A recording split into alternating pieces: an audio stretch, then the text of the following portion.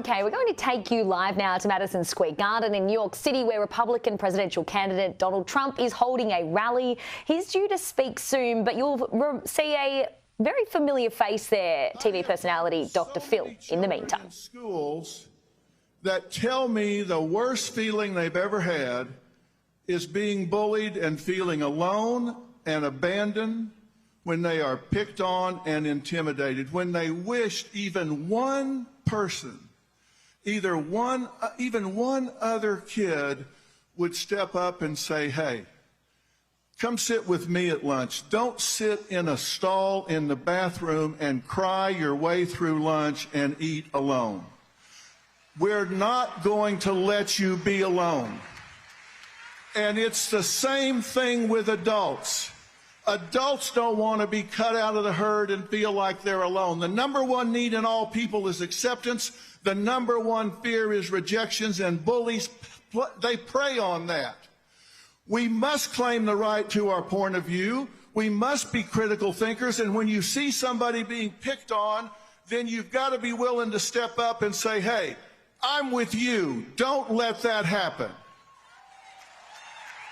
And you've got to know why you're strong on the issues you're strong on. You've got to know why you're strong on affordability and safety and security and the border and family care for men and women and law and order and your core values for your children's education and our military.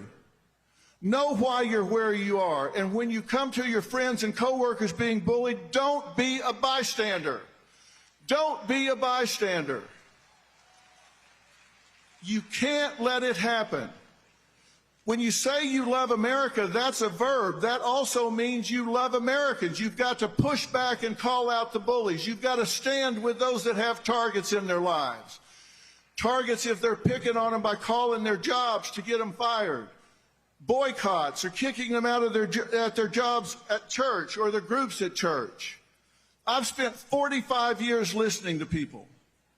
And I was just in North Carolina and after the hurricane hit down there. And you know what?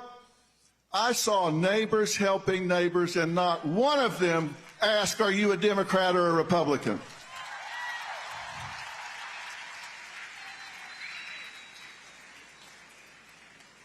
I saw neighbors helping neighbors, and we need to unify this country. You have the right to vote for who you want to vote for president, and we need to step up and claim it, and we need to stand with each other. There are so many who want to, but they're bullied, so they're afraid to. Let me tell you something. One of the most important days in American history was 9/12/2001. Not 9/11.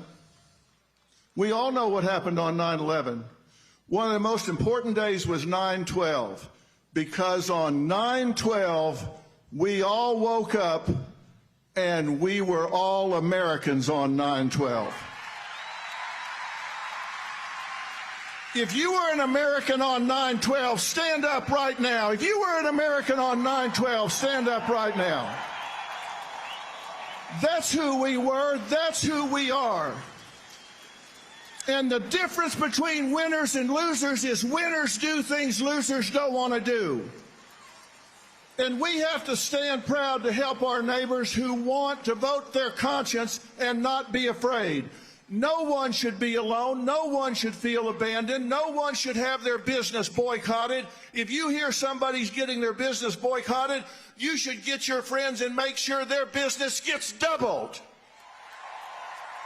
If somebody pulls their advertising from your friend's business, you should let those advertisers know you're going to spend the rest of your life making sure that advertiser is boycotted until they do the right thing.